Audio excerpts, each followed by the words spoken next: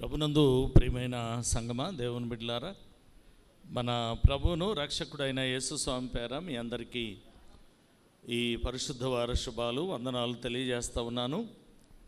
ఆరాధనకు సమయమైంది. ప్రార్థనతో ఆరాధన ప్రారంభం చేద్దాం. ప్రార్థన చేసుకుందాం. మా ఆశ్రయ దుర్గమ విమోచకుడ, సర్వశక్తి కలిగిన ప్రియ పరలోకపు తండ్రి, మీ ఘనమైన నామానికి వందనాలు స్తోత్రాలు చెల్లిస్తూ ఉన్నాము నాయన. గడిచిన పగటి వేళంతా కూడా సంఘాన్ని మీ బలిష్టమైన రెక్కల కాపుదలనిచ్చి ఈ యొక్క పరిశుద్ధ వారములో 3వ దినములోనికి ప్రవేశపెట్టిన గొప్ప దేవుడవు. రావలసిన మా ప్రియులందరిని తోడుకొని రండి. వచ్చిన మా స్వరాలతో మిమ్మల్ని కీర్తించడానికి, గణపరచడానికి సహాయం చేయండి తండ్రి. ఈ దినాన మీ పక్షాన్ని నిలవనై ఉన్న మీ దాసులను జ్ఞాపకం చేసుకుని ఆత్మచేత నింపండి. సంఘానికి కావలసిన వర్తమానంతో మీరు మాట్లాడి మీకు మహిమ నిండైన ఆశీర్వాదాలతో సంఘాన్ని నింపమని యేసు నామములో అడిగి వేడుకొనుచున్నాము తండ్రి, ఆమేన్. దయచేసి కూర్చోనండి.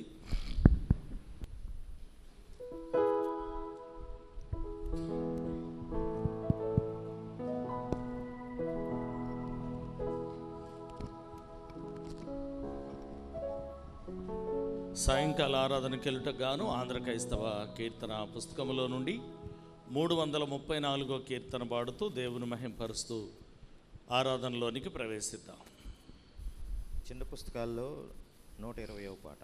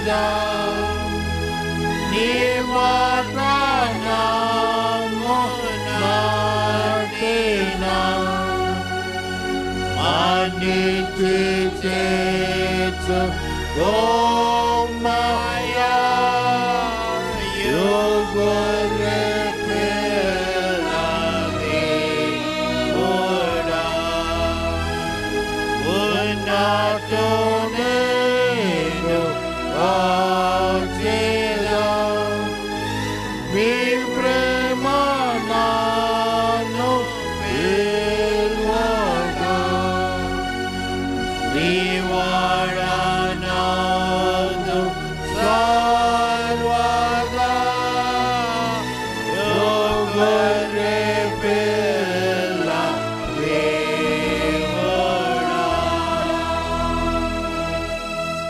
తండ్రి యొక్కయు కుమారుని యొక్కయు పరిశుద్ధాత్మ యొక్కయు నామమున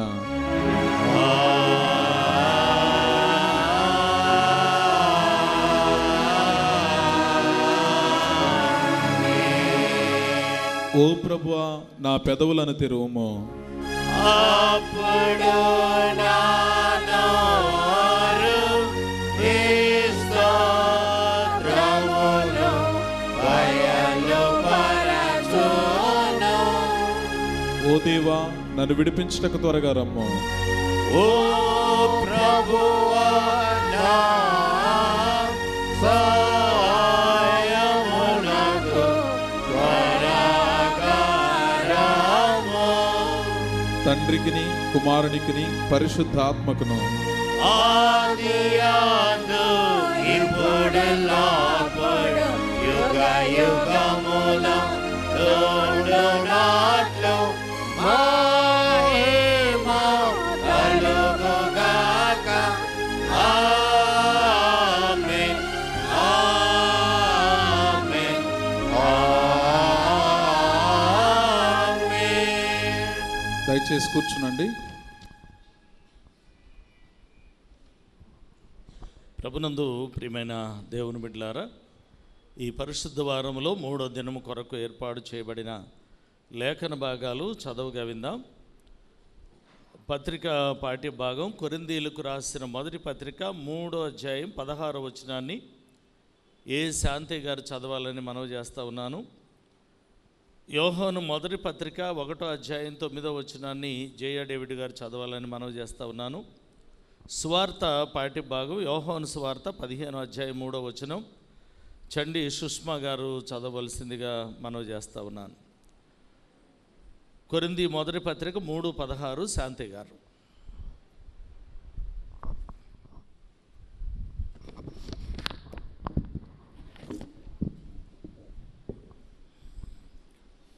యాభై రెండవ పరిశుద్ధ వారం కాలంలో 3వ దినం కొరకు ఏర్పాటు చేయబడిన పరిశుద్ధ గ్రంథంలోని పత్రికా పాఠ్యభాగం అపోస్తులుడైన పౌలు కొరింథీయులకు రాసిన మొదటి పత్రిక 3వ అధ్యాయము 16వ వచనం.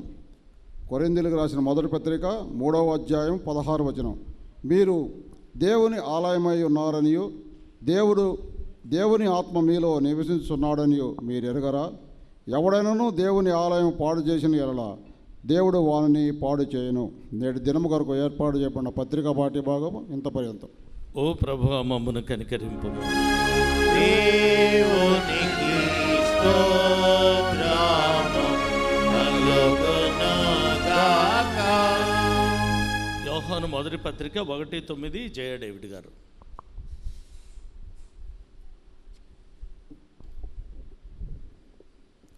పరిశుద్ధ వారంలోని 3వ దినం కొరకు ఏర్పాటు చేయబడిన పత్రికలోని పాఠ్యభాగము మొదటి యోహాను గారు రాసిన పత్రిక 1వ అధ్యాయము 9వ వచనం. యోహాను గారు రాసిన మొదటి పత్రిక 1వ అధ్యాయము 9వ వచనం. మన పాపములను మనము ఒప్పుకొనిన ఎడల ఆయన నమ్మదగినవాడును నీతిమంతుడును కనుక ఆయన మన పాపములను క్షమించి సమస్త దుర్నీతి నుండి మనను పవిత్రులుగా చేయును. ఈ వాక్యము ఇంత పర్యంతం. ఓ ప్రభువా, మమ్మను కనికరింపుము. దేవునికి స్తోత్రము కలుగునుగాక. సువార్త పాఠ్య భాగం యోహాను సువార్త 15:3 సుష్మా.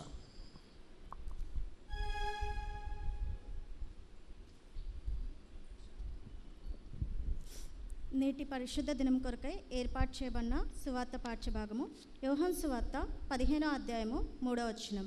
యోహాను సువార్త 15వ అధ్యాయం 3వ వచనం. నేను మీతో చెప్పిన మాటను బట్టి మీరిప్పుడు పవిత్రులై ఉన్నారు. నేటి దినం కొరకు ఏర్పాటు చేయబడిన సువార్త పాఠ్యభాగం ఇంత పర్యంతం. ఓ ప్రభువా, మమ్మను కనికరింపుము. దేవునికి స్తోత్రము కలుగునుగాక.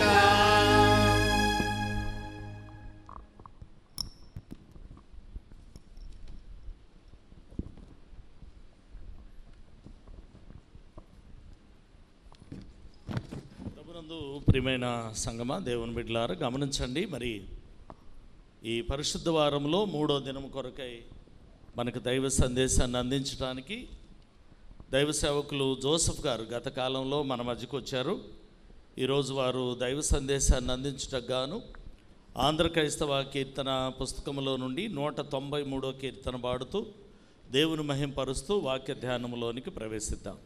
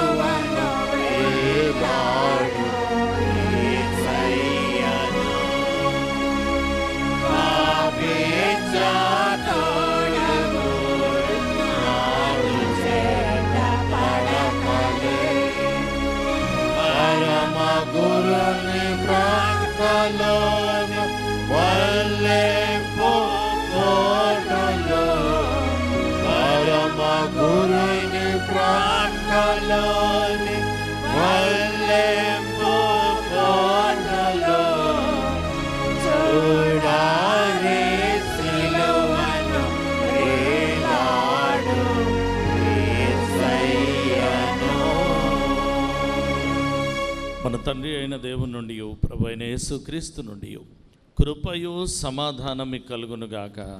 ఆమేన్. దయచేసి కూర్చోనండి.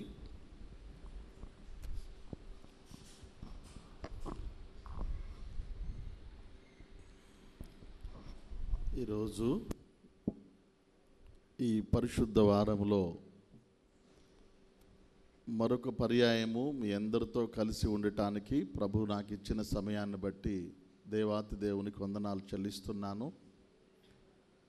రెండవదిగా మరి గురువారి లేనటువంటి రెవరెండ్ పిల్లి దేవదాస్ గారికి, రెవరెండ్ పి నానిబాబు గారు అడిషనల్ పాస్టర్ గారికి, రెవరెండ్ కేటీవీ కిరణ్ గారు అసిస్టెంట్ పాస్టర్ గారికి, నేను ప్రభు పేరిట ప్రత్యేకమైన వందనాలు చెల్లిస్తూ ఉన్నాను. అదేవిధంగా మరి శ్రీ శీలం విద్యాసాగర్ గారు సెక్రటరీ కరెస్పాండెంట్ గారికి నేను ప్రభు పేరిట ప్రత్యేకమైన వందనాలు చెల్లిస్తూ ఉన్నాను. అంతేకాకుండా కూడి వచ్చిన దైవ జనాంగమైన మీ అందరికీ కూడా నేను పేరు పేరున అందరికి కూడా ప్రత్యేకమైన వందనాలు చెల్లిస్తూ ఉన్నాను. మళ్ళా ఈ 2026 సంవత్సరం కూడా మీతో ఉండటానికి దేవుడిచ్చిన కృపను బట్టి నేను దేవునికి ప్రత్యేకమైన వందనాలు చెల్లిస్తున్నాను. ఈరోజు చాలా ప్రత్యేకమైన దినము. అయితే నేను చెప్పేటువంటి వర్తమానాలన్నీ కూడా ప్రతి శనివారము శుభవార్త టీవీలో మధ్యాహ్నం 1:30 నుంచి 2 గంటల వరకు శుభవార్త టీవీలో వర్తమానాలు వస్తాయి. అంతేకాకుండా అన్ని సోషల్ మీడియా ప్లాట్ఫామ్స్లో వాట్సాప్ కానివ్వండి, యూట్యూబ్ కానివ్వండి, షేర్ చాట్ కానివ్వండి, ఎన్ని వాట్సాప్, ఇన్స్టాగ్రామ్ కానివ్వండి, అన్నింటిలో కూడా ఈ వాక్యాలు వస్తాయి. మీరు విని దేవునిలో బలపడాలని మనవి చేస్తున్నాను. వీటితో పాటుగా నేను రాసిన 10 పుస్తకాలు మరి మీకు మీటింగ్ అయిపోయినాక అందుబాటులో ఉంటాయి. బైబిల్ మిస్టరీస్ వాల్యూమ్ 10 అని మానవ సృష్టి రహస్యము అనేటువంటి బుక్ కొత్తగా తీసుకొచ్చాము. అంటే మనిషిని దేవుడు ఎందుకు చేశాడు, అసలు మనిషిని చేయాల్సిన అవసరం దేవునికి ఏంటి, అసలు మనం ఎందుకు పుట్టాము, తదితర విషయాల గురించినటువంటి అన్నీ కూడా బుక్లో పొందుపరచబడి ఉంటాయి. మీరు కావలసిన వాళ్ళు తీసుకొని ప్రభువులో బలపడాలని మనవి చేస్తున్నాను. ఇక దేవుని వాక్య భాగంలోనికి వెళ్దామండి. ఈరోజు చాలా ప్రత్యేకమైన దినము. బైబిల్ గ్రంథాన్ని గనక మనం పరిశీలన చేస్తే దేవాలయములోనికి యేసు ప్రభువారు 3 సార్లు వచ్చినట్లుగా బైబిల్ గ్రంథంలో రాయబడింది. దేవాలయములోనికి యేసు ప్రభువారు 3 సార్లు లోపలికి వచ్చాడు. ఎప్పుడెప్పుడు వచ్చాడో మీకు లేఖను ఉండి చూపించి లోపలికి తీసుకెళ్తాను. లూకాసు వార్త 2వ అధ్యాయము 24వ వచనం. మోషే ధర్మశాస్త్రము చొప్పున తమను శుద్ధి చేసుకొని దినములు గడిచినప్పుడు ప్రతి తొలుచూలు మగపిల్ల ప్రభువుకు ప్రతిష్ఠ చేయబడవలెను అని ప్రభువు ధర్మశాస్త్రమందు వ్రాయబడిన ప్రకారము ఆయనను ప్రభువునకు ప్రతిష్ఠించుటకు ప్రభువు ధర్మశాస్త్రమందు చెప్పబడిన గొవ్వల జతనైనను 2 పావురపు పిల్లలనైనను ఆయనకు బలిగా సమర్పించుటకు ఆయనను యెరూషలేమునకు తీసుకొని వచ్చిరి. చాలు. మొట్టమొదట యేసు ప్రభువారు యెరూషలేము దేవాలయానికి ఎప్పుడు వచ్చారు అంటే ధర్మశాస్త్రములో ప్రతి మగబిడ్డను కూడా 8వ రోజున దేవాలయానికి తీసుకురావాలి. 7 రోజులు పురిటాలుగా ఉండి 8వ రోజు తల్లి బిడ్డలకి స్నానం చేపించి దేవుని మందిరానికి తీసుకొస్తే మందిరములో బిడ్డకి పేరు పెట్టి అప్పటి ధర్మశాస్త్రం ప్రకారం వారు మొక్కుబడి చెల్లించి దేవుని యొక్క సేవకుల దీవెన తీసుకొని వెళ్ళాలి. 8వ రోజున ఖచ్చితంగా దేవాలయానికి రావాలి. అదే ప్రకారం యేసు ప్రభు వారిని 8వ రోజు దేవాలయానికి తీసుకొచ్చినప్పుడు దేవుని మందిరములో యాజకులు ఆయనకు పేరు పెట్టి సన్నుతి చేసి ప్రార్థన చేసి ఆయన పేరు పెట్టినట్టుగా బర్త్ రిజిస్టర్లో కూడా నోట్ చేశారు. 8వ రోజు యేసు ప్రభువారు దేవాలయానికి వెళ్ళినప్పుడు ఆయన పేరు బర్త్ రిజిస్టర్లో నోట్ చేయబడింది కాబట్టి ఆ రోజును బట్టే క్రిస్మస్ పండుగని లెక్కగట్టడం జరిగింది. కనుక మొదటిసారి యేసయ్య దేవాలయంలోకి ఎప్పుడు వెళ్ళాడంటే ఆయన 8వ రోజు వెళ్ళారు. సెకండ్ టైం ఎప్పుడు వెళ్ళారో చూద్దాం. లూకా సువార్త 2వ అధ్యాయం 42వ వచనం. ఆయన 12 ఏళ్ల వాడై ఉన్నప్పుడు ఆ పండుగను ఆచరించుటకు వాడుక చొప్పున వారు యెరూషలేమునకు వెళ్ళిరి. చాలండి. మొదటేమో 8 రోజుల వయసు అప్పుడు యేసు ప్రభు దేవాలయానికి వెళ్ళారు, తీసుకువెళ్ళారు. రెండవది 12 సంవత్సరాల వయసు వచ్చినప్పుడు దేవాలయానికి యేసు ప్రభువుని తీసుకువెళ్ళారు. 12 సంవత్సరాల వయసు అనేది యూదుల యొక్క జీవితంలో చాలా ఇంపార్టెంట్. ఎందుకంటే ధర్మశాస్త్రము మోషే గారికి కొండ మీద ఇవ్వబడినటువంటి ధర్మశాస్త్రములో 613 ఆజ్ఞలు ఉంటాయి. ఈ 613 ఆజ్ఞలలో మొదటి 10 ఆజ్ఞలను దేవుడే తన వ్రేలుతో రాశాడు. ఈ 10 ఆజ్ఞలు దేవుడు వ్రేలుతో రాశాడు. మిగిలిన 603 ఆజ్ఞలను దేవుడు చెబుతూ ఉంటే మోషే గారు వ్రాయటం జరిగింది. వెరసి మొదటి దేవుని చేత వ్రాయబడిన 10, మోషే గారు దేవుడు చెబుతుంటే రాసుకున్నటువంటి 603, ఇవన్నీ కలిసి టోటల్గా 613 ఆజ్ఞలు ధర్మశాస్త్రములో ఉంటాయి. ఈ 613 ఆజ్ఞలను కలిపే మోషే ధర్మశాస్త్రం అంటారు. మనకేంటంటే ఈ బైబిల్ గ్రంథంలో ఆది కాండము, నిర్గమాకాండము, లేవీ కాండము, సంఖ్యాకాండము, ద్వితీయోపదేశకాండము, ఈ 5 కాండాల్లో ఈ 613 ఆజ్ఞలు అక్కడక్కడ వ్రాయబడినాయి. అందుకని మనకి లైన్ తెలీదు. అందుకని ఈ సంవత్సరము ఈ 613 ఆజ్ఞలను ఎత్తి దేవుడు రాసిన 10, ఆ తర్వాత మోషే గారు రాసినటువంటి 603 ఒక పుస్తకం లాగా తయారు చేసి మేము మన క్రైస్తవ సమాజం అందరికీ ఇవ్వాలని ప్రింట్ చేస్తున్నాము. ప్రార్థన చేయండి, ఇది అండర్ ప్రింటింగ్లో ఉంది. అయితే 12వ సంవత్సరము వచ్చేసరికే యూదులలో ప్రతి బాలుడు కూడా 613 ఆజ్ఞలను నేర్చుకోవాలి, కంపల్సరీ. 12 సంవత్సరాల వయసు వచ్చేసరికే మనకి యవ్వన కాలంలో ప్రవేశపెడితే ఆడపిల్లలకి ఓణీల ఫంక్షన్ అని, మగపిల్లలకి పంచెల ఫంక్షన్ అని ఈ ఫంక్షన్లు చేస్తామే. ఇశ్రాయేలు దేశంలో కూడా 12వ సంవత్సరం దాటినాక ఫంక్షన్ చేస్తారు. ఏంటంటే ఈ 613 ఆజ్ఞలు కంఠోపాఠంగా అప్పటికి వచ్చి ఉండాలి. అందుకని రెండోసారి యేసుక్రీస్తు వారిని 12 ఏళ్ల వయసు వచ్చినప్పుడు యెరూషలేము తీసుకెళ్లారు. మొదటేమో 8వ రోజు తీసుకెళ్లారు. ఎందుకు? సున్నతి చేయటం కోసం. రెండోదేమో 12వ సంవత్సరం తీసుకెళ్లారు. ఎందుకోసం? ధర్మశాస్త్రములో ఉన్న ఆజ్ఞలన్నీ కంప్లీట్ చేయటం కోసం. ఇక 3వసారి యేసు ప్రభు వారు ఎప్పుడు వచ్చారయ్యా అంటే లూకా సువార్త 19వ అధ్యాయము 45వ వచనం.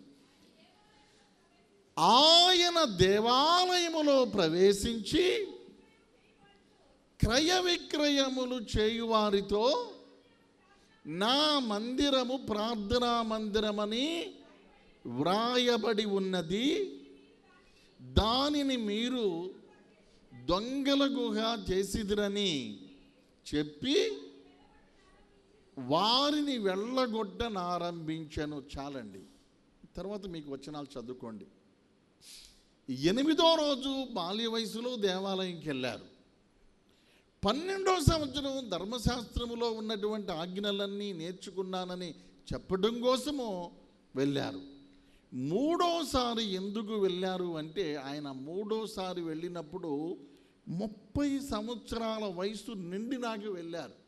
ఇశ్రాయేలు దేశంలో ఎవరైనా బోధ చెయ్యాలి అంటే ఇలాగ స్టేజి మీదకి వచ్చి లేదా బలిపీఠం మీదకి వచ్చి నిలబడి దైవ వాక్యాన్ని బోధించాలి అంటే ఖచ్చితంగా 30 సంవత్సరాల వయసు నిండి ఉండాలి. 30 సంవత్సరాల వయసు నిండకుండా ఎన్ని బోధలు చేసినా పిల్లవాని బోధలుగా కొట్టిపారేస్తారు. నేను యాజక ధర్మము అనే ఒక పుస్తకం రాశాను. అందులో ఈ విషయాలు మీకు ఉంటాయి, కావాల్సిన వాళ్ళు తీసుకోండి. 30 సంవత్సరాలు నిండందే సేవ చేయటానికి కానీ బోధించడానికి కానీ ఆ రోజుల్లో యాజకులయ్యే అధికారం లేదు. అందుకని 30 సంవత్సరాలు నిండిన తరువాత యేసయ్య సేవ ప్రారంభించాడు. అంతకుముందు ఉన్నాడు ఆయన, ఎక్కడ సేవ చేసినట్టుగా బైబిల్లో దాఖలాలు లేవు. 30 సంవత్సరాలు నిండిన తరువాతనే ఆయన సేవ ప్రారంభించి మినిస్ట్రీ చేసినట్టుగా బైబిల్ చెబుతుంది. ఇక మూడోసారి పరిపూర్ణుడైన తరువాత, బోధకుడైన తరువాత ఆయన దేవాలయములోకి మూడోసారి వచ్చాడు. ఈ మూడోసారి దేవాలయములోకి రావడం అనేది ప్రపంచ చరిత్రలో చాలా ప్రాముఖ్యమైన విషయం.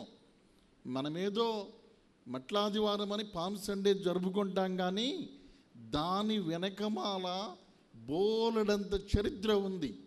దాని వెనకమాల ఎన్నో సంభవాలు ఉన్నాయి.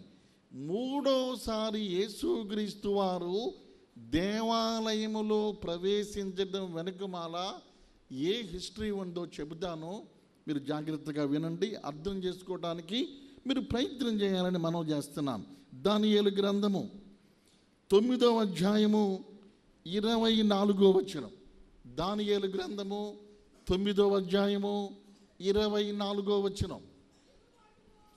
తిరుగుబాటును మాన్పుటకును పాపమును నివారణ చేయుటకును దోషము నిమిత్తము ప్రాయశ్చిత్తము చేయుటకును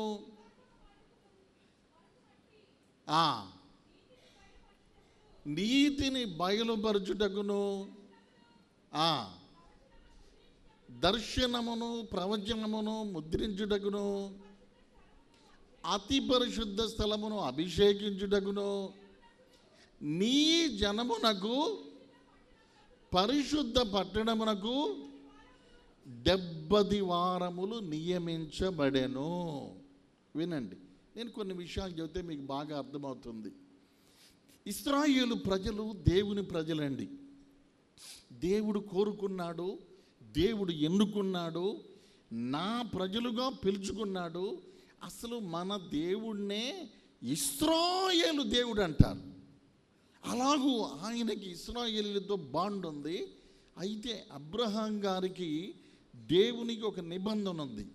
ఏంటా నిబంధన అంటే, దేవుడిని అబ్రహాం గారు నమ్మాలి, అంటే దేవుని మాట వినాలి, దేవుడు అబ్రహాం గారిని దీవించాలి. వీరిద్దరి మధ్య ఉన్న ఒప్పందం అది. దేవుడు అబ్రహాం గారిని దీవించాలి, అబ్రహాం గారు ఏం చేయాలి, దేవుని మాట వినాలి. వారి మధ్య ఒప్పందం. అయితే ఇశ్రాయేలీలు ప్రారంభంలో బాగానే ఉన్నారు, కానీ కొంతకాలం అయిన తర్వాత దేవుని మాట వినకుండా దేవునికి దూరం అయిపోయి వారు లోకంలో కలిసిపోయారు. కానీ దేవునితో నిబంధన ఏంటి, ఇశ్రాయేలీలు దేవుని మాట వినాలి. ఒకే ఒక విషయం అండి, దేవుడు మన నుండి కోరుకునే ఒకే ఒక పాయింట్ ఏంటంటే, మనము ఆయన మాట వింటే చాలు. దేవుడికి ఎవరు కావాలి, ఆయన మాట వినేవాళ్ళు కావాలి. నీ దగ్గర ఎన్ని తలాంతులున్నా, ఎన్ని టాలెంట్స్ ఉన్నా, ఎలాంటి వ్యక్తివైనా దేవుడు కోరుకునేది ఆయన మాట వినేవాళ్ళు కావాలి. ఆదాముని ఎంతో కష్టపడి చేసుకున్నాడు, తన మాట వినలేదని ఏదైనా వరంలో నుంచి పంపించేశాడు, గెట్ అవుట్ అన్నాడు. ఎందుకు, దేవుని మాట వినలా. దేవుడు కావాల్సింది ఎవరు, ఆయన మాట వినేవారు దేవునికి కావాలి. ఇక్కడ ఇశ్రాయేలు చేసిన తప్పేందంటే అబ్రహాం గారు దేవుని మాట వినినట్టుగా వీళ్ళిన్లా. ఎందుకు స్థిరపడ్డారు? దేవుని మాట వినకుండా ఉన్నప్పుడు దైవజనులు ఎన్నో హెచ్చరికలు చేశారు. అయ్యా మీరు ఇలా ఉండకూడదు, దైవజనుల మాట వినండి. దేవుడు పెందలకడనే లేచి ప్రవక్తలను పంపిస్తూ వచ్చాడు. ఎంతమంది ప్రవక్తలు వచ్చినా వారి మాట ఇశ్రాయేలీయులు వినలా. అప్పుడు ఏం చేశాడంటే క్రీస్తుకు పూర్వం 586 సంవత్సరం, క్రీస్తుకు పూర్వం 586 సంవత్సరంలో బబులోను రాజైనటువంటి నెబుకద్నెజరు వచ్చి యెరూషలేము మీద దండయాత్ర చేసి యెరూషలేము గోడలు పడగొట్టి యెరూషలేము దేవాలయాన్ని పడగొట్టి యెరూషలేము దేవాలయంలో ఉన్న వస్తువులన్నీ తీసుకొని చాలామంది మనుషులను చంపి కొంతమందిని బానిసలుగా బబులోను పట్టణానికి తీసుకువెళ్ళిపోయాడు. ఎందుకు జరిగింది అలాగంటే, ఎందుకు అలా జరిగిందంటే దేవుని మాట వీళ్ళు వింటలా. దేవుని మాట వింటే బాగుండేది, ఇశ్రాయేలీయులు దేవుని మాట వినలా. అందుకని దేవుడు ఏం చేశాడంటే నెబుకద్నెజరు చక్రవర్తిని 586లో పంపితే ఆ నెబుకద్నెజరు చక్రవర్తి ఈ యెరూషలేము పట్టణాన్ని నాశనం చేశాడండి. 953 BCలో సొలొమోను భక్తుడు గొప్ప దేవాలయం కట్టాడు.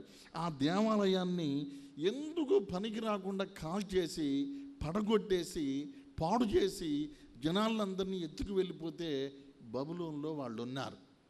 ఆ ఎత్తుకు వెళ్ళినటువంటి వాళ్ళల్లో దానియేలు ఉన్నాడు.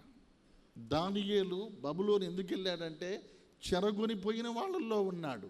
ఆయన భక్తిగా ప్రార్థన చేశాడండి. భక్తిగా ఏమని ప్రార్థన చేశాడంటే, దేవా మేం చేసింది తప్పే, మేం చేసింది పొరపాటే, మా పితరులు చేసింది తప్పే, మీ మాట మేము వినలేదు, మీకు భయపడలేదు, అయినప్పటికి కూడా మమ్మల్ని క్షమించని కన్నీళ్లు గార్చి ఆయన ప్రార్థన చేస్తే దేవుడు భవిష్యత్తులో జరగబోయే విషయాలు ముందుగానే దానియేలు గారికి బయలుపరిచి అన్నాడు, ఇశ్రాయేలీయులకు నేను 70 వారాలు సమయాన్ని ఇస్తున్నాను అన్నాడు. వెరీ ఇంపార్టెంట్ సబ్జెక్ట్ ఇది. పెద్ద పెద్ద దైవజనులు కూడా ఈ 70 వారాల దగ్గర కన్ఫ్యూజ్ అవుతారు. మీరు కన్ఫ్యూజ్ అవ్వాల్సిన అవసరం లేదు. మీ కన్ను ఫీజు పోకుండానే నేను మీకు క్లియర్గా చెప్తా, వినండి. వాక్యం అర్థం కానిది ఏదీ లేదు, కంపల్సరీగా అర్థమవుతుంది. ఈ 70 వారాల గురించి ప్రభువు మాట్లాడుతూ గాబ్రియేలు దూత ద్వారా మాట్లాడుతూ ఒక లెక్క చెప్పాడు. ఆయన 70 వారాలు నీ ప్రజలకు ఇచ్చాను, 70 వారాలు మీరు బాధపడతారు, 70 వారాల తరువాత రాజ్యము మీదే అన్నాడు. మీరు గమనించండి, ఈ ప్రపంచాన్ని 7 రాజ్యాలు పాలిస్తాయి. 7 రాజ్యాలు పాలించిన తర్వాత ఈ ప్రపంచ చరిత్ర అయిపోతుంది. ఇక ఈ ప్రపంచం ఉండదు, ఈ భూమి ఈ ఆకాశం ఉండదు. 7 రాజ్యాలు ఈ భూమిని పాలించాలి. 7 రాజ్యాలు ఏమేంటో చెబుతా వినండి. అన్నిటికంటే మొదట ఈజిప్ట్. ఈ ప్రపంచాన్ని పాలించినటువంటి మొదటి దేశము ఈజిప్ట్. అప్పుడే పిరమిడ్లు కట్టారు, అప్పుడే ఫరో కాలము. ఈజిప్టు మొదటి పాలించింది. ఈజిప్ట్ తర్వాత సిరియా పాలించింది. సిరియా తర్వాత బబులోను పాలించింది. బబులోను తర్వాత పర్షియా పాలించింది. పర్షియా తర్వాత అలెగ్జాండర్ కాలంలో గ్రీసు పాలించింది. గ్రీసు తర్వాత రోమ్ పాలించింది. మొత్తం ఎన్నైనాయండి? 6. మళ్ళీ గుర్తుండటం కోసం ఇంకోసారి చెప్తున్నాను. అందరికంటే ఈ ప్రపంచాన్ని మొదటిగా ఏలింది చాలామంది. లక్షలు కోట్లు లక్షలు లేవు, కోట్లు లేవు. 6000 సంవత్సరాల కిందట మానవ జాతి భూమి మీద లేదు. మొదటి మానవుడు ఆదాము. ఆ లెక్కలన్నీ వేసుకుంటే మొదటి రాజ్యం ఎవరయ్యా అంటే ఎవరండి? మొదటి రాజ్యం ఈజిప్ట్. ఈజిప్ట్ ఈ ప్రపంచాన్ని పాలించిన మొదటి రాజ్యం. ఈజిప్ట్ తర్వాత ఎవరు? సిరియా. దీన్ని బైబిల్ భాషలో అష్షూరు అంటారు. సిరియా వాళ్ళు పాలించారు, అయిపోయింది. ఆ తర్వాత మూడోది ఎవరయ్యా అంటే ఈ నెబుకద్నెజరు కాలంలో బబులోన్. బబులోన్ అంటే ఇరాక్, ఇది మూడో దేశం. నాలుగోది ఎవరంటే ఇరాన్. ఇప్పుడు యుద్ధం చేస్తున్నారు ఇరాన్ వాళ్ళు, వీళ్ళని పర్షియా వాళ్ళు అంటారు. ఈ పర్షియన్స్ నాలుగో రాజ్యం. ఐదవది పర్షియా వాళ్ళని ఓడించి గ్రీకు చక్రవర్తిగా అలెగ్జాండరు 330 బీసీలో వచ్చాడు, అది ఐదో రాజ్యం. అలెగ్జాండర్ తరువాత రోమా సామ్రాజ్యం ఆరోది. ఆ టైంలోనే మన ప్రభు జన్మించడం జరిగింది. యేసై ఉన్నప్పుడు రోమా సామ్రాజ్యం ఉంది. అయితే మరి 6 అయిపోయినాక ఇంకొకటి రావాలి కదా, ఏడవది చివరి సామ్రాజ్యం. అది ఎవరంటే దేవుని రాజ్యము, అదే 1000 ఏండ్ల పాలన. అప్పుడే ఇశ్రాయేలీలు రాజ్యం చేస్తారు, ఇశ్రాయేలీలు పాలిస్తారు. ఇప్పుడు దానియేలు భక్తుడికి ఏమన్నాడు? 70 వారాలు నీకు టైం ఇచ్చానన్నాడు. ఈ 70 వారాలు ఎట్లా లెక్క పెట్టాలి? ఏ విధంగా 70 వారాలు ఎలా లెక్క పెట్టాలంటే, ఎలా లెక్క పెట్టాలో చెబుతాను, జాగ్రత్తగా వినండి. అదే దానియేలు గ్రంథము 9వ అధ్యాయము 24 చదివాము. ఇప్పుడు 25 చదవండి. 25 వచ్చి, యెరూషలేము మరలా కట్టించవచ్చునని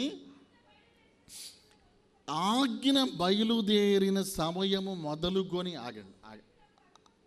ఒక్క నిమిషం, ఇక్కడ ఒక మాట అంటున్నాడు, యెరూషలేము కట్టించవచ్చు అని ఆజ్ఞ బయలుదేరినది మొదలుకొని. అంటే ఇక్కడ బిగినింగ్ చెబుతున్నాడు. మొదలు అంటే ఏంటి? బిగినింగ్. ఇక్కడ బిగినింగ్ చెబుతున్నాడు ఏంటి? యెరూషలేము మరలా కట్టించవచ్చు అని ఆజ్ఞ బయలుదేరిద్దంట. ఆ ఆజ్ఞ బయలుదేరిన కాడ నుండి 70 వారాలు స్టార్ట్ అవుతాయి. ఎప్పుడు బయలుదేరింది ఆజ్ఞ అంటే, చాలా ఆజ్ఞలు బయలుదేరినాయి. క్రీస్తుకు పూర్వం 536లో కోరేషు ఆజ్ఞ ఇచ్చాడు. క్రీస్తుకు పూర్వం 536లో కోరేషు ఏం చేశాడంటే, మీరందరూ వెళ్ళి మీ దేవాలయం కట్టుకోమన్నాడు యూదుల్ని, 536 బీసీలో. ఆ తర్వాత 519 బీసీలో దర్యావేషు వెళ్ళి మీ దేవాలయాన్ని కట్టుకోమన్నాడు. 536లోనేమో కోరేషు, 519లోనేమో దర్యావేషు చెప్పారు. అయితే 445 బీసీలో అర్థహశస్త II, రెండవ అర్థహశస్త అనేటువంటి ఆయన ఏం చెప్పాడంటే, మీరు వెళ్ళి యెరూషలేముని బాగు చేసుకోండి అని నెహెమయా టైములో చెప్పాడు. లెక్క ఎలా వేయాలి అంటే, చాలామంది లెక్క కట్టేటప్పుడు ఫస్ట్ కోరేషు ఆజ్ఞించాడు కదా, తర్వాత దర్యావేషు ఆజ్ఞించాడు కదా. కోరేషు ఆజ్ఞని దర్యావేషు ఆజ్ఞని తీసుకోకూడదు. ఎందుకు తీసుకోకూడదంటే, కోరేషు దర్యావేషు ఈ ఇద్దరు చక్రవర్తులు యెరూషలేము దేవాలయాన్ని కట్టుకోమన్నారు. మొదటి 2 ఆజ్ఞలు దేవాలయం కట్టడం కోసం ఇవ్వబడినాయి. కానీ అర్థహశస్త II 445 బీసీలో ఇచ్చిన ఆజ్ఞ ఏందో తెలుసా? దేవాలయం కోసం కాదు, యెరూషలేము పట్టణమును కట్టుకోమని. ఆ డిఫరెన్స్ మీరు తెలియాలి. మొదట 2 రాజులు ఏం చేశారు? దేవాలయాన్ని బాగు చేసుకోమన్నారు. కానీ చివరి రాజు ఏం చేశాడు? మీరు దేవాలయం కాదు, యెరూషలేము పట్టణాన్నే మీరు కట్టుకోండి, దానికి ఫండింగ్ కూడా ఇచ్చి, రికమెండేషన్ లెటర్ కూడా ఇచ్చి, లోకల్ ట్యాక్స్ కూడా తీసుకోమని నెహెమ్యాకు లెటర్ కూడా ఇచ్చి పంపించాడు. కనుక ఈ ఆజ్ఞ ఎప్పుడు బయలుదేరిందంటే, గుర్తుపెట్టుకోండి, 445 బీసీలో బయలుదేరాను. అంటే 70 వారాలకి బిగినింగ్ ఎప్పుడు? దేవుడు చెప్పిన 70 వారాల ప్రవచనం ఎప్పుడు బిగిన్ అయింది అంటే, క్రీస్తుకు పూర్వము 445 సంవత్సరములో రెండవ అర్థశాస్త్ర నెహెమయా ద్వారా ఇవ్వబడినటువంటి ఆజ్ఞ. అది 70 వారాలకు బిగినింగ్. అర్థమైంది కదా, బిగినింగ్ పాయింట్ అది. ప్రతిదానికి బిగినింగ్ 70 అన్నామంటే బిగినింగ్ ఉండాలి, ఎండింగ్ ఉండాలి. బిగినింగ్ ఎప్పుడంటే BC 445. ఆ తరువాత మరి ఎండింగ్ ఎప్పుడు? 70 వారాలు ఎప్పుడైపోయిద్దంటే ఆ వారాలని 2 భాగాలు చేశాడు. మొదటిది ఏమన్నాడంటే 7 వారాలు, 62 వారాలు, 1 వారం అన్నాడు. 7 + 62 + 1, 3 భాగాలు చేశాడు. 7 వారాలు 1, 62 వారాలు 1, 7 + 62 కలిపితే ఎంత? 69 వారాలు. ఇంకా చివరిలో 1 వారం ఉండిద్ది, 70 వారాలు. ఈ 70 వారాల్ని అలా అట్టిపెట్టాడండి.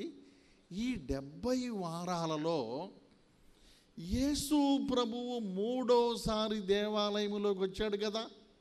ఏ రోజు వచ్చాడు? 3వసారి. ఎప్పుడు వచ్చాడు? 30 ఏళ్ల వయసులో వచ్చాడు. ఎలా వచ్చాడు?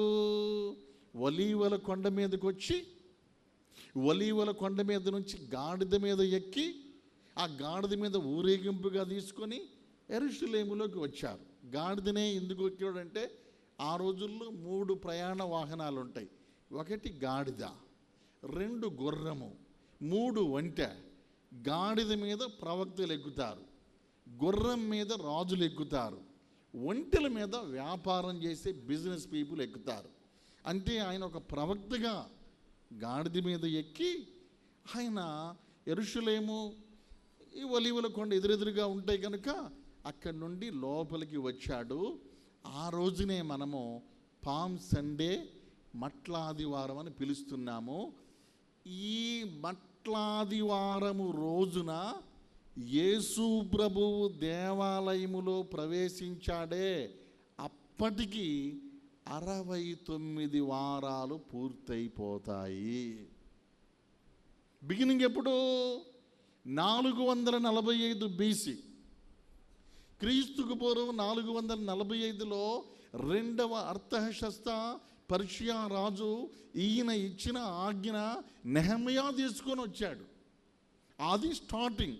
445 BC అనేది స్టార్టింగ్. అక్కడి నుంచి ఎండింగ్ ఎప్పుడైంది? 70 వారాలు అవలా గుర్తుపెట్టుకోండి. 69వ వారము మట్లాదివారము యేసయ్య గాడిద మీద వచ్చి ఆ యొక్క యెరూషలేము తూర్పు గుమ్మము గుండా లోపలికి రావడంతో 69 వారాలు అయిపోయాయి. వారం అంటే ఏంటి అనేది ఒక క్వశ్చన్. వారం అంటే ఎంత? ఇప్పుడు 70 వారాలు ఇచ్చాడు దేవుడు. బైబిల్లో వారము అంటే ఎంత అని మనకు డౌట్ ఉండిద్ది. వారం అంటే ఎంత అని మీరు అనుకుంటున్నారు? వారం అంటే ఎన్ని రోజులని, వారం అంటే ఎన్ని రోజులని అని అందరం అనుకుంటాం. కానీ బిబిలికల్ లాంగ్వేజ్లో వారం అంటే 7 రోజులు కాదు. వారం అంటే ఎన్ని రోజులో మీతోనే చెప్పిస్తా, ఓకేనా? వారం అంటే 7 రోజులు కాదు. ఏంటి పాస్టర్ గారు మీరు మరి వారం 7 రోజులు కాక 8 రోజులు అవుతాయా అని మీరు అనొద్దు. బిబిలికల్ లాంగ్వేజ్, బైబిల్లో రాయబడిన భాష వేరు, బైబిల్లో రాయబడిన భాష యొక్క అర్థాలు వేరు, వాటి యొక్క నిడివి కూడా వేరు. వారము అంటే ఎంతో నేను మీ చేతే చెప్పిస్తాను అన్నాను కదా, అన్నానా లేదా? మీరే చెబుదురు కానీ. ఆదికాండం 29వ అధ్యాయము 27వ వచనం. ఆదికాండము 29వ అధ్యాయము 27వ వచనము. ఈమె యొక్క వారము సంపూర్ణము చేయుము, నీవు నాకు 7 సంవత్సరములు కొలువ చేసిన ఎడల ఆమెను కూడా నీకు ఇచ్చి పెళ్లి చేస్తానన్నాడు. రైట్, వినండి వినండి, ఒక్క మాట వినండి. లాబాను ఇంటికి యాకోబు వెళ్ళాడు. ఇంటికాడ పరిస్థితులు బాగాలేదు, ఇంటికాడ ఉండే పరిస్థితి లేదు, వెళ్ళాడు. లాబాను ఇంటికి యాకోబు వెళ్ళాడు. మేనమామే కదండి లాబాను. యాకోబోళ్ళ అమ్మ లాబానుళ్ళ సిస్టరే కదా. మేనమామ ఇంటికి వెళ్ళాడు. అక్కడ ఉన్నప్పుడు లాబాను ఏమన్నాడంటే, అబ్బాయి నీతో నేను పని చేయించుకొని ఊరికినే, నువ్వు పని చేస్తున్నావు కదా, ఊరికినే నీతో నేను పని చేయించుకొని అన్నాడు. ఇతను యాకోబు కూడా ఏమంటాడంటే, మీ ఇంటి దగ్గర కూర్చొని నేను కూర్చొని తిన్నాను, నాకు పని ఇవ్వండి, ఏదన్నా పని చేస్తా, ఏదో ఒక పని ఇస్తే నేను పని చేస్తా, పనికి జీతం ఇయ్యి, అది నీకు ఇబ్బంది ఉండదు, నాకు ఇబ్బంది ఉండదు, ఫ్రీ సర్వీస్ వద్దని చెప్పుకున్నారు. బాగానే ఉంది. అప్పుడు లాబాను యాకోబుని అడుగుతాడు, అబ్బాయి నా దగ్గర గొర్రెలు ఉన్నాయి, నువ్వు గొర్రెలు గాయాలి, ఇక నువ్వు చేయగలిగిన పని గొర్రెలు గాయటం, అయితే నీకు జీతం ఎంత ఇవ్వమంటావు అని అడిగాడు. గొర్రెలు కాస్తే నీకు జీతం ఎంత ఇవ్వమంటావు, రోజుకి ఎన్ని దేనారాలు ఇవ్వాలి, నెలకి ఎన్ని దేనారాలు ఇవ్వాలి, సంవత్సరానికి ఎన్ని దేనారాలు ఇవ్వాలంటే యాకోబు ఏం చేశాడంటే, నాకు గీనారాలు వద్దు, కానీ నీకు 2 కూతుర్లు ఉన్నారు కదా, ఒక కూతురు నుంచి పెళ్లి చేయమన్నట్టు, అదే నాకు జీతం అన్నప్పుడు, సరే అలాగే చేద్దామని చెప్పేసి 7 సంవత్సరాలు జీతం చేయమన్నాడు. 7 సంవత్సరాలు జీతం చేసిన తరువాత రాత్రిపూట పెళ్లి చేశారు. అంటే దేవుని దినాలు, ఇశ్రాయేలు దినాలు ఎప్పుడు స్టార్ట్ అవుతాయి మీకు తెలుసు కదా. ఇశ్రాయేల్లో దినం ఎప్పుడు స్టార్ట్ అవుతుందో, ఎప్పుడు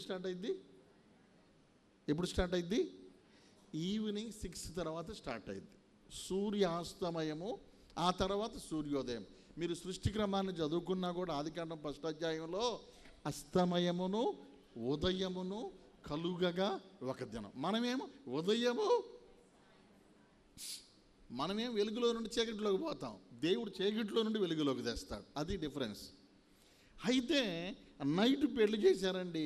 నైట్ పెళ్లి చేసినప్పుడు మీ అందరికీ తెలుసు, రాహేల్ నీకుండా ఎవరినిచ్చాడు, లేయాని ఇచ్చాడు. లేయాకేం జబ్బు కళ్ళు పుసికళ్ళు ఈ విసనగారు తీగలు దొరకడమే సరిపోయింది.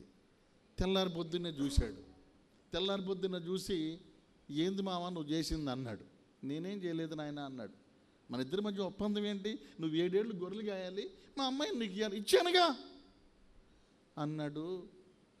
ఈవి కోసం కాదు నేను గొర్రెలు కాసింది, ఆ రెండో అమ్మాయి కోసం అంటే అప్పుడేమన్నాడు, ఆ వాక్యంలో ఏమన్నాడు, ఈమె యొక్క వారం అన్నాడు. ఇందాక ఆ వారం ఎంత, 7 సంవత్సరాలు. అంటే 7 సంవత్సరాలకు కొలువు చేసింది. ఇప్పుడు వారం అంటే ఎంత, ఇప్పుడు వచ్చారు మీ చేత చెప్తానన్నారు, చెప్పారు కదా, మీరు వాక్యం బాగా తెలిసిన వాళ్ళు, దేవునికి స్తోత్రం. వారం అంటే ఎన్ని సంవత్సరాలు, మరి ఆ లెక్కన 70 వారాలంటే 490 సంవత్సరాలు, 490 ఏళ్ళు. 70 వారం, 70 × 7 అంతే కదా. మరి ఇప్పుడు ఒక వారం తీసేయాలి, ఎందుకంటే 69వ వారమే యేసయ్య దేవాలయంలోనికి ఎంటర్ అవ్వటం జరిగింది. 69వ వారంలోనే ఎంటర్ అయ్యాడు. మరి 69వ వారంలో ఎంటర్ అయ్యాడంటే 445 నుంచి అన్ని లెక్కలు గడితే కరెక్ట్గా మట్ల ఆదివారం రోజు మందిరంలోకి వచ్చాడు ఆయన. సరిపోయింది లెక్క. మీకేమైనా డౌట్ ఉంటే మీటింగ్ అయిపోయినాక నేను బయట ఉంటాను, మీరు వస్తే మీకు లెక్క కూడా ఎలా చేయాలో చెప్తా, మీరు చక్కగా నో డౌట్. అయితే నేను చెప్పేది ఏంటంటే, దేవాలయంలో మొదటిసారి వచ్చినప్పుడు సున్నతి జరిగింది, రెండోసారి వచ్చినప్పుడు వాక్యం నేర్చుకున్నాడు, మూడోసారి వచ్చినప్పుడు ఆయన చేసిన పని ఏంటంటే దేవాలయమును శుద్ధి చేశాడు. ఆయన చేసిన పని ఏంటి, దేవాలయమును శుద్ధి చేశాడు. ఎందుకు, దేవాలయం దొంగలతో నిండి ఉంది, దేవాలయం అనేది రోకలు మార్చే వాళ్ళతో నిండి ఉంది, దేవాలయం అన్నది వ్యాపారుల చేతిలో నిండి ఉంది. అందుకని మూడోసారి యేసయ్య దేవాలయములోకి వచ్చి చేసింది ఏంటంటే ఆయన దేవాలయమును శుద్ధి చేశాడు, క్లీనింగ్ ద టెంపుల్. అయితే మనం నేర్చుకునేది ఏంటంటే ఈ పరిశుద్ధ వారంలో మరి దేవాలయమును శుద్ధి చేయటము అంటే ఏంటంటే ఆయన రాళ్లతో కట్టబడినటువంటి చేతితో కట్టబడినటువంటి దేవాలయాన్ని ఆయన శుద్ధి చేశాడు. ఆ రోజుల్లో అది భౌతికమైన దేవాలయము. అది ఆల్రెడీ క్రీస్తుకు పూర్వం 953లో సొలొమోను భక్తుడు కట్టాడు. అది క్రీస్తుకు పూర్వం 586లో నెబుకద్నెజరు పడేశాడు. మళ్ళీ 516లో మరి నెహమియా, జెరుబ్బాబెలు, ఈ యూదులందరూ వచ్చి మళ్ళీ కట్టారు. మళ్ళీ దాన్ని క్రీస్తు శకం 70లో టైటస్ చక్రవర్తి పడేశాడు. ఇప్పటివరకు దేవాలయం లే. కొంతమంది ఇవాళ కడతారు, రేపు కడతారు అంటున్నారు. అసలు సంఘము భూమి మీద ఉండగా దేవాలయము కట్టరు, కట్టబడదు. ఈ భూమి మీద ఇప్పుడు యుద్ధం జరుగుతుంది. నేను యూట్యూబ్లో చెప్పాను, వినండి. 3వ ప్రపంచ యుద్ధం అని. ఆ యుద్ధం జరగాలి, అదేం ఆగదు. గెలికి పెద్దది అయిపోయింది. 3వ ప్రపంచ యుద్ధం జరుగుతుంది. యుద్ధం జరిగిన తర్వాత శాంతి ఒప్పందం జరుగుతుంది. శాంతి ఒప్పందం తర్వాత సంఘం ఎత్తబడుద్ది. సంఘం ఎత్తబడిన తరువాత అప్పుడు దేవాలయం కట్టబడింది. అప్పుడు దాకా దేవాలయం ఉండదు. ఎవరో కొంతమంది అంటున్నారు, ఇశ్రాయేలీలు తెలివిగల వాళ్ళండి, జ్ఞాన సంపన్నులండి, బయట ఎక్కడన్నా కట్టి తెచ్చి ఇలా పెడతారంటే ఇలా పెడితే ఊరుకుంటారా? పడైరు. దేవాలయము బలవంతంగా కట్టబడదు. రాజకీయ పరిష్కారం దొరుకుతుంది. అది అందరూ సమ్మతి చొప్పున కట్టబడిద్ది. అయితే దేవాలయము యేసయ్య శుద్ధి చేశాడు. ఫస్ట్ విజిట్లోనేమో ఆయనకి సున్నతి చేశారు. సెకండ్ విజిట్లోనేమో ధర్మశాస్త్రము సంపూర్ణం చేశాడు. 3వ విజిట్లో దేవాలయాన్ని శుద్ధి చేశారు. మనమేం చేయాలంటే, ఆ రోజుల్లో భౌతికమైన దేవాలయం ఉంటే ఈరోజు మనమే ఆయన దేవాలయము. ఎవరు దేవాలయం? ఇందాక వాక్యం అంతా చదివించాను. 1 కొరింథీ పత్రిక 3వ అధ్యాయం 16వ వచనము, నీ దేహము దేవుని ఆలయమనియు దేవుని ఆత్మ మీలో నివసించుచున్నాడనియు మీరు ఎరుగరా. దేవుడు ఎక్కడున్నాడు? ఎక్కడున్నాడు దేవుడు అంటే నీ హృదయములోనే ఆయన ఉన్నాడు. నీ దేహము దేవునికి ఆలయమనియు దేవుని ఆత్మ మీలో నివసించుచున్నాడనియు మీరెరుగరా అన్నాడు. ఇప్పుడు దేవాలయం అంటే ఎవరు అనుకున్నావు? మనమే దేవాలయం. మనమే మొబైల్ టెంపుల్స్, నడుస్తున్నటువంటి దేవాలయం మనమే. అయితే ఈ దేవాలయాన్ని దేవుడు ఏం చేయమన్నాడంటే, నీవు క్లీన్ చేసుకో. పాపాన్ని నీలో పెట్టుకొని భక్తి చేయొద్దు. వ్యాపారాన్ని పెట్టుకొని ఏమన్నాడు? దేవాలయంలో ఎవరుండాలి? దేవుడు ఉండాలి. కానీ వ్యాపారంలో పావురాళ్ళు మార్చేవాళ్ళు ఉన్నారు. అక్కడ ఎవరున్నారు? రోకలు మార్చేవాళ్ళు ఉన్నారు. అక్కడ ఎవరున్నారు? వ్యాపారం చేసేవాళ్ళు ఉన్నారు, రోకలు మార్చేవాళ్ళు ఉన్నారు. ఆ రోజుల్లో యెరూషలేము కాస్మోపాలిటన్ సిటీ, అన్ని దేశాలలో యెరూషలేములో ఉంటారు. అందుకని మనీ ఎక్స్చేంజ్ అనమాట రోకలు మార్చడం అంటే. మీరు ఎయిర్పోర్ట్లోకి వెళ్తే మనీ ఎక్స్చేంజ్ ఉండిద్ది. అప్పుడు దేవాలయం లోనే పెట్టారు మనీ ఎక్స్చేంజ్లు.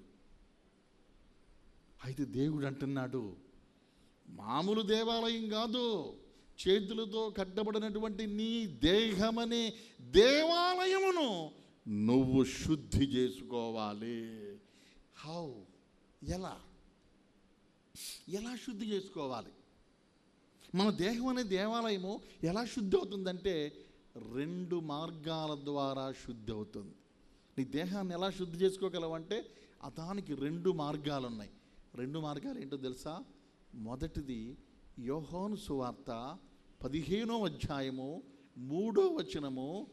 యోహాను సువార్త, నేను మీతో చెప్పిన మాటను బట్టి ఎప్పుడు మీరు పవిత్రులై, అంటే యేసయ్య మాటలు, వర్డ్ ఆఫ్ గాడ్, దేవుని యొక్క వాక్యము నిన్ను పరిశుద్ధపరుస్తుంది. వాక్యం లోపలికి రావాలి. నువ్వు వాక్యం ఎక్కువ వినాలి. దైవజనుడు వాక్యాన్ని బోధిస్తున్నప్పుడు, బలిపీఠం మీద నుండి వాక్యం చెబుతున్నప్పుడు వాక్యము నీలోనికి రావాలి.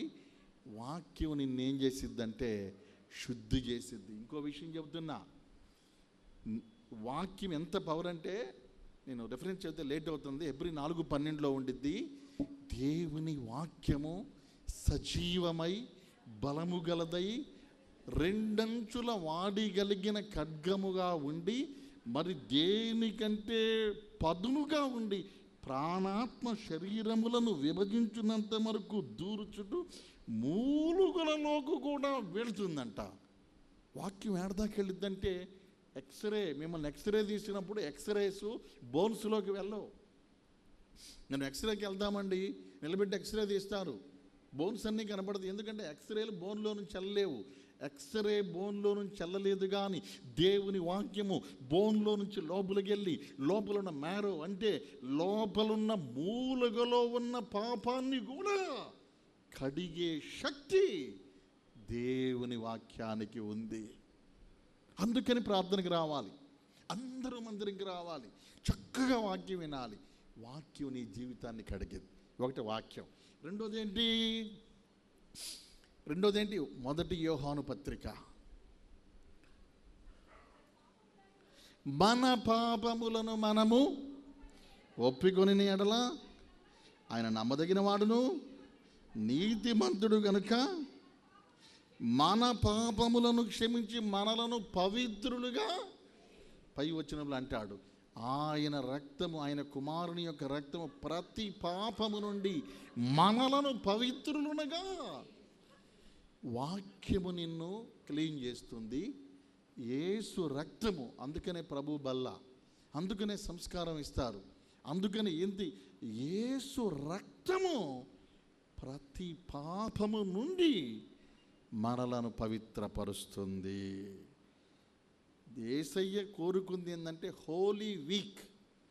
హోలీ వీక్లో ఏం చేయాలంటే మనము హోలీగా మారాలి, మన జీవితం పరిశుద్ధపరచబడాలి. అది దేవుడు కోరుకునేది. దేవుడు కోరుకునేది ఒక పాపి పరిశుద్ధుడిగా మారితే పరలోకంలో సంతోషం గనుక అలాంటి పరిశుద్ధ జీవితము మనము జీవించాలని దేవుడు కోరుకున్నాడు. చివరిగా ఇంకొక విషయం కూడా బైబిల్లో మర్మయుక్తమైంది ఉంది. అంటే ఎలా శుద్ధి అవుతాము, శుద్ధీకరణకి, క్లీన్ చేయటానికి ప్రాసెస్ ఏంటి అనేది పాత నిబంధనలు. సంఖ్యాకాండము 31:23. సంఖ్యాకాండము 31:23. అగ్ని చేత చెడని సమస్త వస్తువును అగ్నిలో వేసి తీయవలెను. నేను చెప్తా వినండి. ఏదన్నా వస్తువు పవిత్రపరచాలంటే ఆ వస్తువుని తీసుకెళ్ళి నీళ్ళల్లో వేయాలంట, కొన్నిటిని అగ్నిలో వేయాలి. అగ్నిలో వేస్తే కాలిపోయే వాటిని నీళ్ళల్లో వేయాలి. బట్టలు ఉన్నాయి, శుద్ధి చేయాలి, నీళ్ళల్లో వేయాలి. బట్టలు తీసుకెళ్ళి అగ్నిలో వేస్తే కాలిపోతాయి. ఏదన్నా లోహాలు, ప్లేటు, గ్లాస్ ఇలాంటివి ఉన్నాయి, వాటిని అగ్నిలో వేయాలి. అంటే శుద్ధి చేసే గుణం ఒకటి అగ్నికి ఉంది, రెండు నీటికి ఉంది. అగ్ని అన్నా నీరు అన్నా దేవుని వాక్యం. నా మాట అగ్ని వంటిది కాదా, బండను బద్దలు చేయి సుత్తి వంటిది కాదా అన్నాడు. అలాంటి దేవుని వాక్యము సమృద్ధిగా విని మీ జీవితాలు పరిశుద్ధపరచపరుచుకునుగాక. ప్రార్థన. పరిశుద్ధుడా, ఈ సాయంకాల సమయంలో నాయన హోలీ వీక్లో 3వ దినము మమ్మల్ని మేము పరిశుద్ధపరచుకొని పరిశుద్ధమైన జీవితం జీవిస్తూ మీ కొరకు మేము జీవించే జీవితం మాకు ఇవ్వండి అయ్యా. ఎన్నో సంవత్సరాలు వస్తున్నాయి, మమ్మల్ని మేము పవిత్రులుగా మార్చుకొని నీ రక్తము చేత శుద్ధి చేసుకొని నీ వాక్యం చేత శుద్ధి చేసుకొని నీ కొరకు జీవించే భాగ్యం ఏమని యేసు ప్రభువారి పేరిట ప్రార్థించుకుంటున్నాము తండ్రి. సమస్త జ్ఞానమునికి మించిన దేవుని సమాధానం యేసుక్రీస్తు వలన మీ హృదయములకు తలంపులకు కావలి ఉండునుగాక.